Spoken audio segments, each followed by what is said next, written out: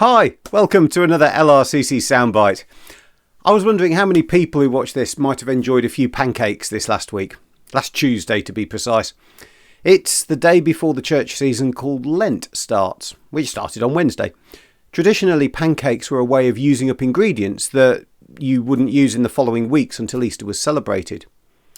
We tend not to need to do that these days, but there are many people who still take up the opportunity to remember pancakes and then remember Lent and give something up for the period of Lent. I don't know if you've heard of that, but if you haven't, it's really about making a sacrifice of something that you normally like. And every time you miss that thing that you've given up, it's a prompt to pray to God. It's a sign, if you like. Giving something up can be a sign of wanting to follow God a little bit closer, maybe than we were doing before Lent started, with the intention of forming that into a new habit, a good habit, that will stay with us after Easter has been celebrated. Signs, they can be all around us. They're reminders of things, and they serve as a reminder to other people as well. There's a story in the Bible you might know a little bit about. It's the story of a man called Noah, who built a huge boat called the Ark. God sent two of every kind of animal to live on the ark and to be saved from a catastrophic flood that would cover the whole earth.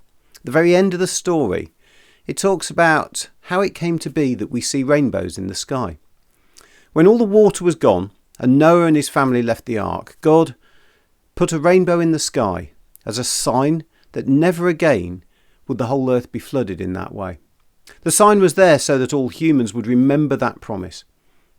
But also so when God saw it, he would also remember that promise. Something between God and humans that would never be broken.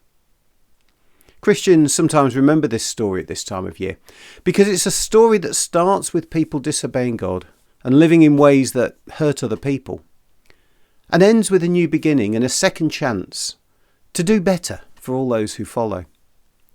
In these few weeks before Easter, Christians take time out to think about how they might be able to live a little better than maybe they were doing.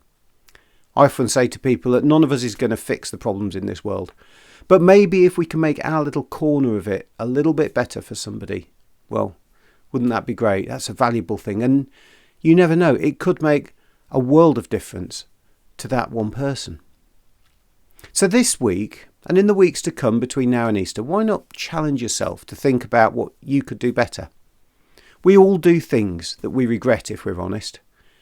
If we take a little bit of time to reflect on that and think about how we might just start to make a change, just in the place where we live, what a difference that might make. And I don't believe that God leaves us alone to just try and fail on our own either. I believe that if we ask him to help us to change and to live better, then he will. So that's my challenge to myself. And maybe you want to take that challenge as well this year. Why not think about how you could make your corner of the world just a little better? And why not ask God to help you? If you want to find out more about how to do that, you can always get in touch. But it's not complicated. You just ask him, maybe out loud or maybe in your head. If you mean it, doesn't matter what words you use, God will always hear and he won't let you down.